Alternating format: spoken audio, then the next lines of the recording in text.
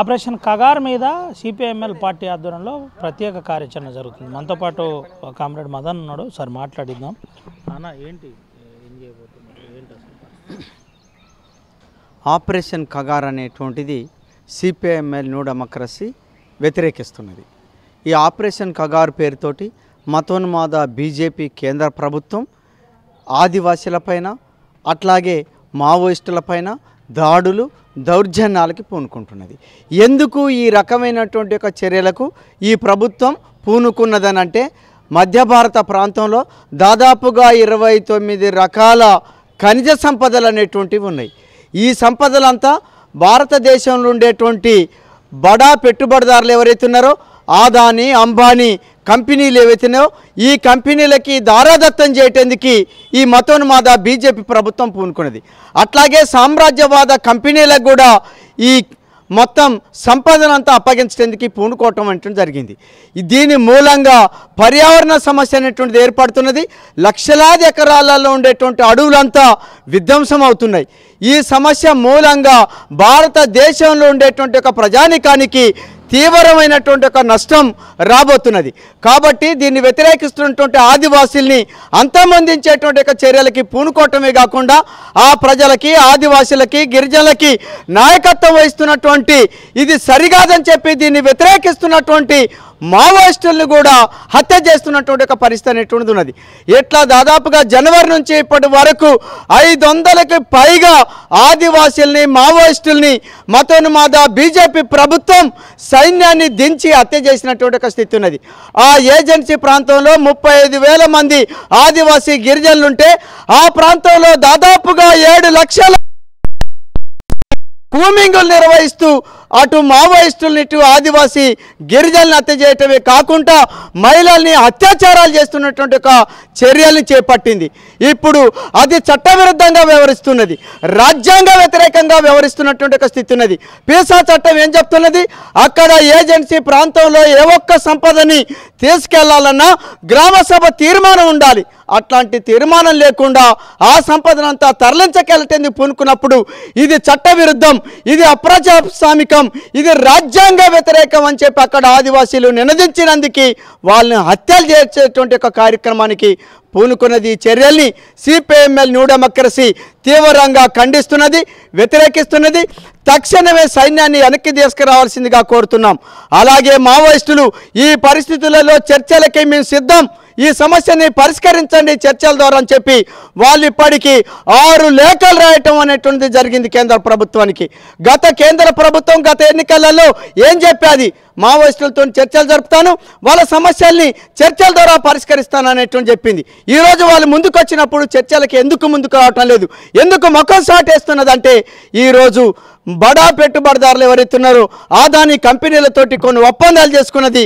ఆ ఒప్పందాలతోటి సంపదని తరలించడం ఇక చర్చల ద్వారా సాధ్యం కాదని చెప్పి చర్చలకి రాకుండా ముఖం సాటేస్తున్నటువంటి ఒక స్థితి ఉన్నది. అట్లాగే అమిత్ షా ఏం ప్రకటిస్తున్నాడు?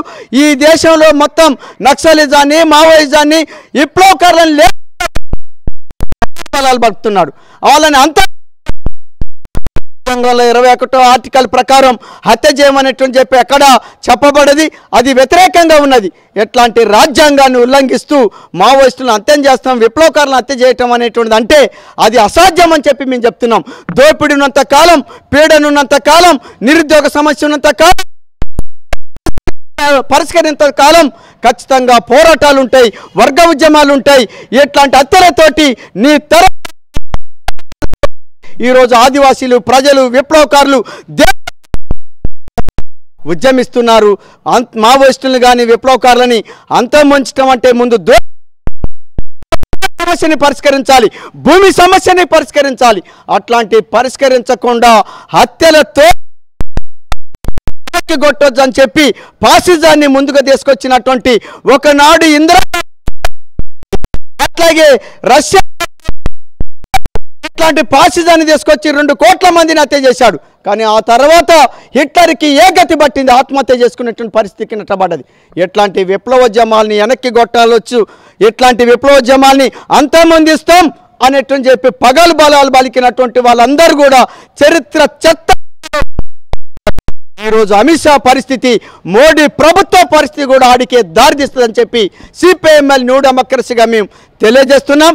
అట్లాగే ఈరోజు ఆదివాసీ గిరిజనులని దాడులు చేస్తూ హత్యలు చేస్తున్నంత కాలం చూస్తూ ఊరుకోం. ప్రజా ఉద్యమాల్ని, దేశవ్యాప్తంగా ఉండేటువంటి విప్లవకారులని, ప్రజాస్వామిక వాదుల్ని, మేధావుల్ని అందరిని ఐక్యం చేసి వీళ్ళ హక్కుల్ని కాపాడటం కోసం, రాజ్యాంగాన్ని ఉల్లంఘించేటువంటి వాళ్ళకి వ్యతిరేకంగా పోరాటాలు నిర్వహించడం కోసం సిపిఐఎంఎల్ న్యూ డెమోక్రసీ కృషి చేస్తుందని చెప్పి ఈ సందర్భంగా తెలియజేస్తున్నాం. అదన్న ఒక విషయం చెప్పండి. ఇప్పటికే నక్సలిజం వెంటిలేటర్ మీద ఉంది, అయిపోయింది పని అని నంబాల కేశవరావు ఫోటో పెడుతూ ట్వీట్ చేసిన పరిస్థితి ఎట్లా చూడొచ్చు? ఏంటి నిన్న గణేష్, అంతకుముందు సుధాకర్, ఇట్లా భాస్కర్ వరుసగా రాష్ట్ర కేంద్ర కమిటీ సభ్యులు చనిపోతున్న పరిస్థితి, సుప్రీం కూడా ఎన్కౌంటర్లో చనిపోయింది. మావోయిజం పని అంతమైనట్టేనా? కొంతమందిని ఇవాళ తాత్కాలికంగా మతోన్మాద బీజేపీ ప్రభుత్వం హత్య చేసిన మాట వాస్తవం. తాత్కాలికంగా ఈరోజు పైచేయి సాధించవచ్చు, కానీ నక్సలిజాన్ని కొద్దిమంది హత్య చేసినంత మాత్రాన విప్లవోద్యమాలు వెనక్కిపోవు, అవి ముందుకెళ్తాయి. బాల్ని ఎంత కొడితే అంత లేస్తుంది. ఖచ్చితంగా తిరుగుబాట్లు అనేటువంటి వర్గ పోరాటాలు అనేటువంటి ముందుకు వస్తాయి, వచ్చి తీరుతాయి.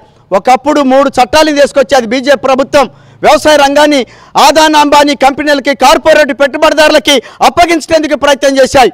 ఎన్ని ఉద్యమాలు వచ్చినా మేము ఖచ్చితంగా వ్యవసాయ రంగాన్ని అప్పగిస్తామన్నారు. కానీ ఆ తర్వాత పార్లమెంటు సాక్షిగా పార్లమెంట్లో ఈ మతోన్మాద మోడీ ప్రభుత్వాన్ని మెడలు వంచారు. రైతులు మెడలు వంచి తీసుకొచ్చిన చట్టాలను ఉపసంహరించుకునేంత వరకు ఉద్యమాలు వచ్చాయి, పోరాటాలు కొనసాగాయి. అది నీ తరం కాదనేటువంటి చెప్పి తెలియజేస్తున్నాం. ఏంటన్నా బాడీలు కూడా ఇవ్వలేని పరిస్థితి ఎన్కౌంటర్ అనంతరం. బాడీలను చూసి ఈరోజు కేంద్ర ప్రభుత్వం అమిత్ షా భయపడుతున్నాడు. నమ్మాల కేశవరావు గారిని హత్య చేశారు. కోర్టు తీర్పిచ్చింది వాళ్ళ తల్లిదండ్రులకు, వాళ్ళ బంధుమిత్రులు వస్తే అప్పగించమని చెప్పి, కానీ అప్పగించలేదు.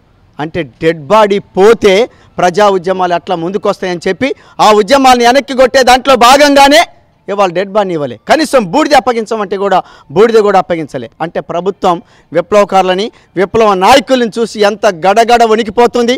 అది చేసిన చర్య అది ఎన్కౌంటర్ కాదు, హత్య. కాబట్టి ఆ హత్యతోటి దాని యొక్క పరిస్థితి కటకటాలకి నెట్టబడుతుందని చెప్పి అది డెడ్ బాడీలను కూడా అప్పగించకుండా వ్యవహరించేటువంటి ఒక ధోరణి చేపట్టారు. చివరిగా ఏం చెప్తారు ఆర్టీవీ ద్వారా? తక్షణమే అక్కడ ఏర్పాటు చేసిన సైన్యాన్ని వెనక్కి తీసుకోవాలి. మావోయిస్టులతోటి వాళ్ళు చర్చలకు ముందుకొచ్చారు కాబట్టి తక్షణమే చర్చలు జరపాలి. పీసా చట్టం ప్రకారం కేంద్ర ప్రభుత్వం ఆదివాసీలకి న్యాయం చేకూర్చేటువంటి ఒక చర్యల్ని చేపట్టాలి. ఇప్పటి వరకు జరిగినటువంటి బూటకపు అన్నిట్ల మీద న్యాయ విచారణ జరిపించాలి అనేటువంటి చెప్తున్నాం. ఇట్లాంటివి జరపకుండా వ్యవహరిస్తే మాత్రం ఉద్యమాలను తీవ్రతరం చేస్తామని చెప్పి ఈ సందర్భంగా స్పష్టపరుస్తున్నాం. ఇది పరిస్థితి. వెంటనే కగారును ఆపాలి, శాంతి చర్చలు జరపాలి. జరపకుంటే ఉద్యమాన్ని తీవ్రతరం చేస్తామని చెబుతున్న పరిస్థితి. ముఖ్యంగా బాడీలను చూసి కూడా కేంద్ర ప్రభుత్వం భయపడుతుంది.